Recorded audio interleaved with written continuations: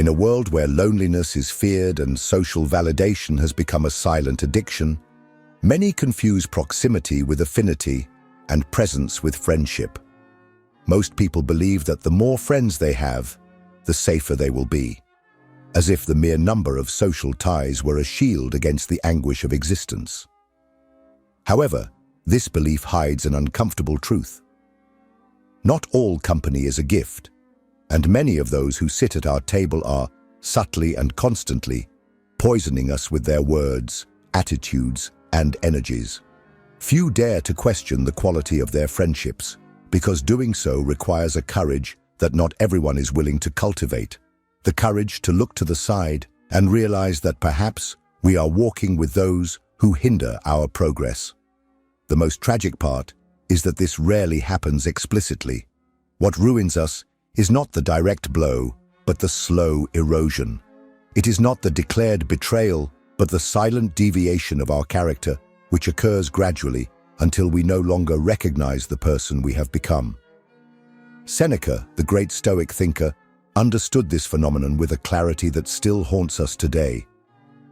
In his letters to Lucilius, he warns us that we are shaped, imperceptibly but profoundly, by the character of those we associate with. For him, true friendship is not a trade of conveniences or a distraction from life's voids. It is an instrument of moral elevation, a kind of ethical mirror that compels us to grow. Therefore, tolerating bad company is not just a social error, it is an assault on the soul itself. Contrary to what the modern world suggests, cutting ties is not always an act of coldness. Often, it is a gesture of lucidity. For as Seneca wrote, the soul is unconsciously shaped by the character of those around it. In other words, companionship is not neutral. When you allow petty, pessimistic, self-serving or empty people to remain by your side, you are, without realizing it, granting permission for them to participate in the construction of who you will be tomorrow. And what is worse, their influence often comes disguised as affection, partnership, or loyalty. It is the hardest betrayal to recognize because it comes from familiar hands. In this video, we will deeply examine 5 types of toxic friendships that Seneca denounced in his writings nearly 2,000 years ago, and that, even today, continue to operate at full force in human relationships. These 5 types are not caricatures. They are among us. In our friend groups, on social media, in work environments, and sometimes in the people we love the most. Recognizing them is not an act of judgment, but of moral survival. As Seneca said, it is better to be alone than in bad company. And this loneliness, which we fear so much, may be precisely the necessary space of silence for the truth to emerge, about others, and above all, about ourselves. This video is not just a philosophical analysis.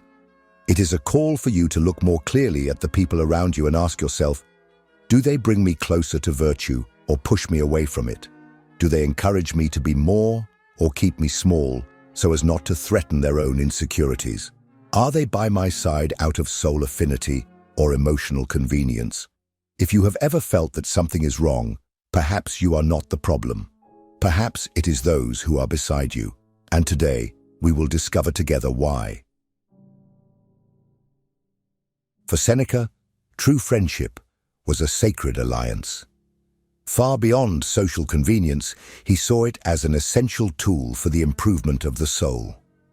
Contrary to what many imagine today, that friends serve only to distract us, entertain us, or support us in difficult times, the Roman philosopher believed that a true friend is one who, with silent presence or firm words, compels us to be better.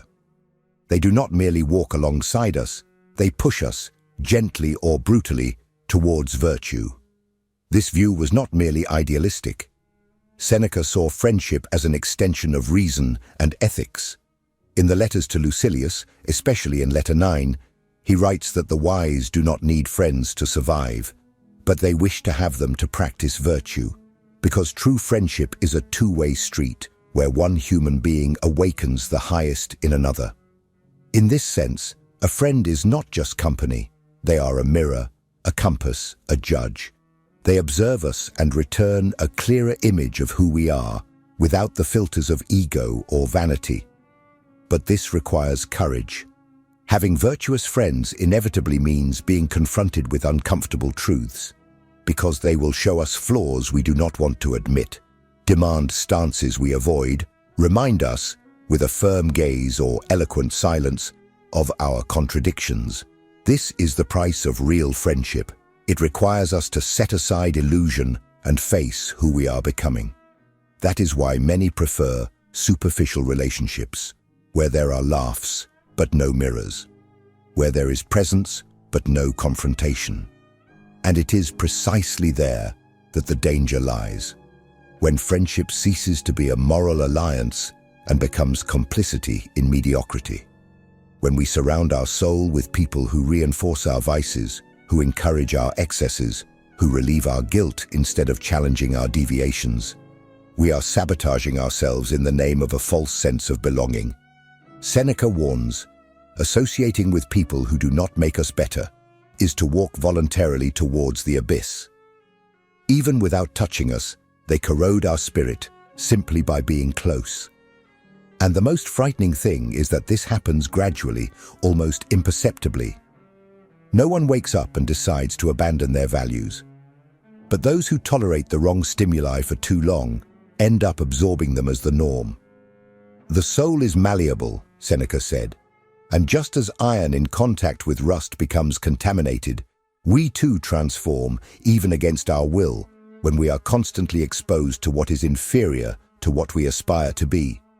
Therefore, if you wish to grow, if you wish to reach a higher version of yourself, you must be relentless in choosing your companions, not out of arrogance, but out of respect for your own integrity. After all, as he himself wrote, it is not possible to preserve virtue when surrounded by vice. But what if this environment is composed precisely of those we call friends? What if, around us, the voices that should elevate us are in fact echoes that reinforce our weaknesses?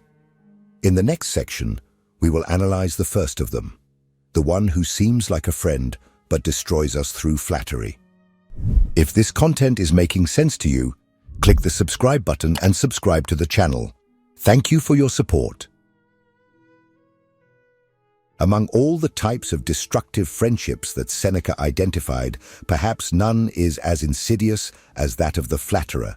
He does not shout, does not impose, does not offend. On the contrary, he praises, agrees, and supports unconditionally. And it is precisely for this reason that he is so dangerous. The flatterer is the one who always offers the answer you want to hear, never the one you need. He turns error into virtue, failure into charm, escape into wisdom, all to maintain his position by your side. But behind the constant smile and false generosity, there is a poison that corrodes your ability for self-criticism. Seneca denounces this type of friendship in his letters to Lucilius, making it clear that a friend who never confronts us is, in fact, a disguised enemy. One of the greatest dangers of moral life, according to him, is not external attacks, but false internal security. The flatterer cultivates this illusion. He neutralizes your evolution by eliminating discomfort, and without discomfort, there is no growth. Easy praise makes us complacent. Constant agreement dulls us. Blind support weakens us. Imagine someone watching you walk toward the abyss and instead of warning you, applauds, who observes your character flaws and responds, "You are right to protect yourself." It's understandable that you act this way. Anyone would do the same. This is the voice of the flatterer. And the most tragic part is that, disguised as affection, this voice penetrates deeply, soothing our most legitimate anxieties, silencing our most productive doubts, erasing the necessary discomfort for the soul to awaken. The flatterer prevents us from seeing ourselves. He distorts the mirror, and when we lose the ability to see our own flaws, We become slaves to them. Vanity fed by false praise turns into an invisible prison.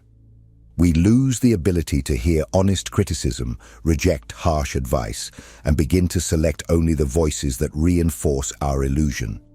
This is not friendship. It is complicity. And why does the flatterer do this? Not always out of conscious malice. Often, he himself feels small in the face of who you might become. He fears your strength, your autonomy, your clarity.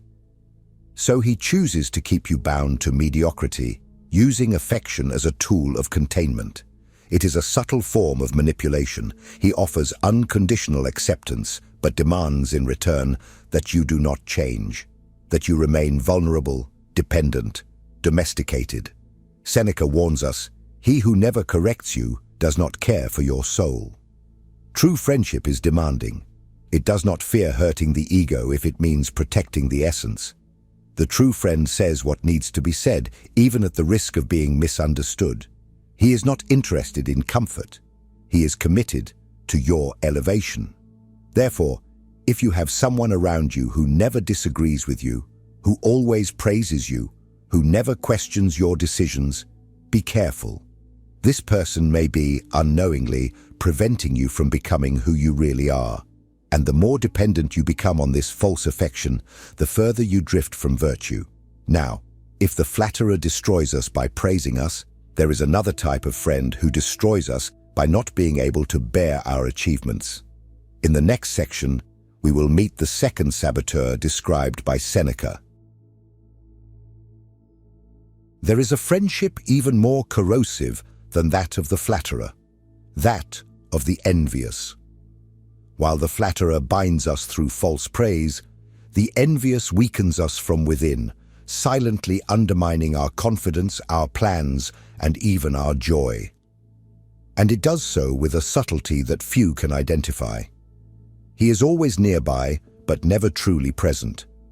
He smiles with his lips, but withdraws in his eyes. And every time you take a step forward, he shrinks back, not out of modesty, but out of discomfort.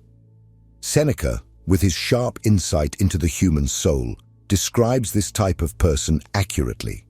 He knew that the envious one is not merely someone who desires what you have, it is someone who feels diminished every time you expand. He does not wish to have more, he wishes for you to have less. Because for him, your success is an affront to his mediocrity. Your light exposes the darkness in which he has chosen to remain. Your courage reveals his cowardice. Your achievement confronts him with what he could have been, but never had the willpower to become. The most dangerous thing is that the envious rarely reveals himself openly. He will not attack you directly. That would be too easy to identify. Instead, he disguises himself as a realistic advisor. He says phrases like, "I'm just worried about you. I don't want you to be disappointed. You're going too fast." He offers doubts disguised as caution. He plants uncertainties at the exact moment your conviction begins to blossom. He subtly feeds the idea that perhaps you are exaggerating, dreaming too big, taking too many risks. This stance destroys from within, because the envious pretends to be on your side but is actually silently hoping you stumble. And when you do stumble, because everyone stumbles, he is the first to say, "I warned you," not out of care, but out of satisfaction. He uses your mistakes to reaffirm his own stagnation. He turns your fall into personal consolation, and thus he feeds on your pain while weakening any impulse you still have to grow. Seneca saw no place for this type of person in a life dedicated to virtue. For him, friendships that do not celebrate our excellence are disguised enemies. He states with stoic frankness that a true friend is one who rejoices deeply in your progress, because he sees your achievement as a reflection of what he also seeks. The envious, on the contrary, shrinks in the face of your light and works in silence to extinguish it. And there is one more cruel detail. Many of us, in the name of loyalty, tolerate this type of friendship. We justify it with phrases like, "He's just going through a tough phase," or "That's just his way." But what we do not realize is that, while we try to understand the envious, he undermines us. While we try to rescue him, he drags us down. Because envy is a poison that only works when disguised as affection. And once this poison enters, it contaminates everything: our thoughts, our confidence, our vision of the future. Do you feel bad for sharing your victories with someone? Do you notice cold looks at the moment there should be celebration? Do you receive less support the more you stand out? If so, you may be facing an envious person.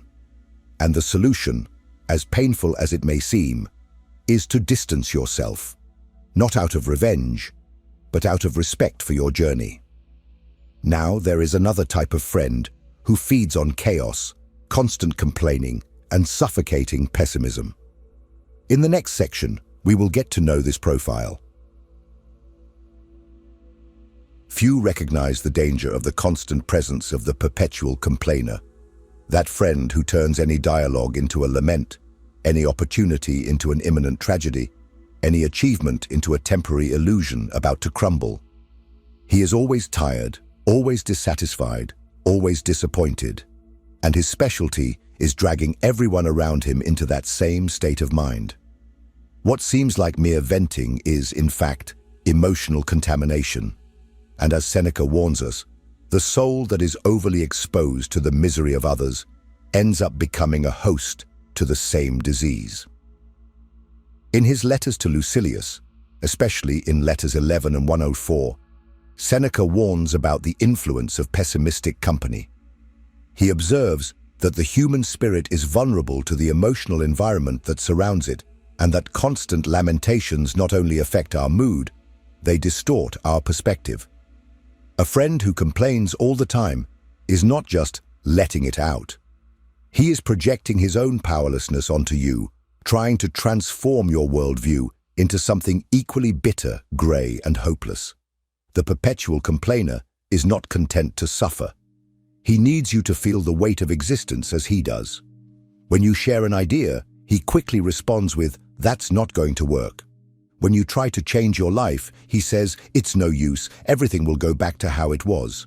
When you start to thrive, he grumbles, "Enjoy it while it lasts." It's not about realism, as he often claims. It's about unconscious sabotage, motivated by the fear of being left behind. After all, if you change, he will have to confront his own stagnation, and few have that courage. This type of influence is corrosive. Little by little, you become more skeptical, more insecure, more tired. You start to doubt your own dreams. You express gratitude less and complain more. Enthusiasm turns into fatigue. What was hope becomes irony, and without realizing it, you begin to see the world through the eyes of someone who gave up long ago, and who refuses to accept that you still want to fight. Seneca knew that the mind needs silence, clarity, and direction. He advocated for the importance of cultivating the spirit with elevated ideas and relationships that make us better. The complainer perpetuates the opposite. He feeds chaos, discouragement, and victimization. He distances us from gratitude, which is, according to Seneca himself, one of the noblest virtues of the human soul, and pushes us toward passivity, as if life were merely something to be endured, not built. And perhaps the worst part is that, out of compassion, we insist on carrying the weight he refuses to let go of. But you cannot save those who do not want to move, and keeping this type of presence close to you is like breathing smoke every day. Eventually, your lungs will stop functioning. The complainer does not want help. He wants company in suffering. And if you stay, you will not be helping. You will be sinking together. Now, the next type of destructive friendship goes even deeper. It drags us into a superficial and immediate existence. In the next section, we will talk about the hedonist. If what you're hearing resonates with you, you'll find real value in my ebooks. Beyond the Shadow breaks down Jung's core ideas, while Dialogues with the Unconscious gives you a 30-day path to apply them in your life. Both are linked in the pinned comment. Among the most treacherous types of friendship described by Seneca, the hedonist occupies a special place. He does not seem dangerous. On the contrary, he is charismatic, fun, always with exciting plans and promises to make the most of life. But it is precisely this seductive appearance that makes him so lethal. The hedonist does not just want company, he wants accomplices. He does not seek connection, but distraction. And everyone who gets close to him gradually begins to confuse intensity with depth and momentary pleasure with real purpose. Seneca, in his letters to Lucilius, especially in letter 104, lucidly describes the trap of ungoverned pleasure. He does not condemn pleasure itself, but places it in its proper context. For the Stoic, pleasure is a natural byproduct of a virtuous life, but it should never be its guide. When pleasure becomes the compass, the soul becomes a slave. And that is exactly what the hedonist promotes. A life without direction, where the only criterion of value is what is pleasant now, regardless of the consequences later. The hedonistic friend invites you to everything that takes you away from self-control. He minimizes your commitments, mocks your discipline, makes jokes about your values. Relax. Just today, you take everything too seriously. Phrases like these, casually repeated, silently dismantle the fortress of your will. And when you start to give in, the hedonist applauds, but not out of love, rather out of comfort. The closer you get to the abyss he inhabits, the less alone he feels. The influence of the hedonist is not direct. He does not impose, he invites. And that is where the danger lies. He transforms vice into a lifestyle, excess into identity, lack of purpose into freedom.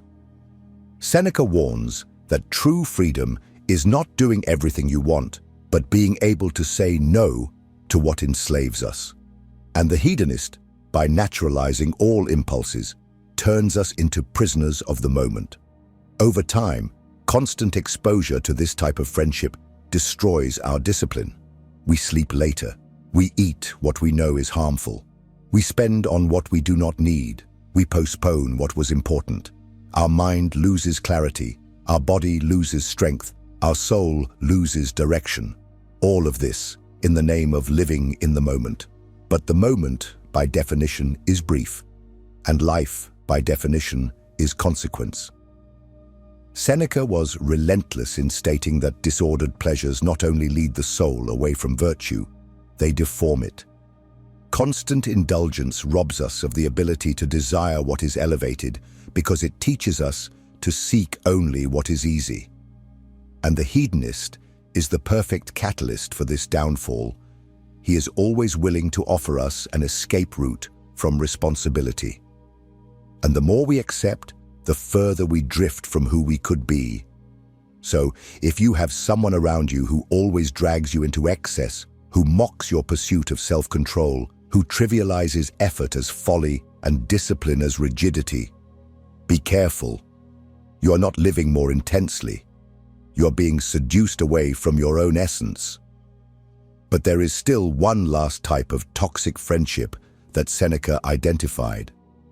In the next and final section, we will talk about the moral coward, the one who paralyzes his courage with the fear of others' judgment.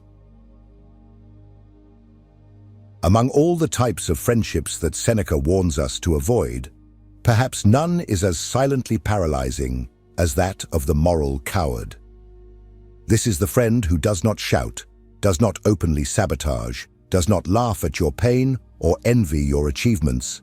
He simply has fear. Fear of change, fear of being judged, fear of displeasing. And this fear, which could be just a personal trait, becomes a real obstacle when it starts to contaminate your life. Because the moral coward does not accept that you can be braver than he is. Every time you dare to break patterns, do what is right instead of what is convenient, or follow a path that requires sacrifice, he gets uncomfortable, and he tries, discreetly, to make you go back. Seneca was categorical. Virtue requires courage. Integrity of character does not flourish in passivity. Living with integrity, according to him, is often going against the current, challenging expectations, going against the crowd. And for that, firmness of soul is necessary, something that the moral coward, by definition, does not have. But the problem is not just that he lives in fear. It is that he turns fear into doctrine. He tries to convince you that caution is wisdom, that adaptation is maturity, that conforming is being realistic. But the truth is harsher. What he calls prudence is often just escape. And what he calls common sense is disguised omission. This type of person is always trying to avoid conflict, but at the cost of their own integrity.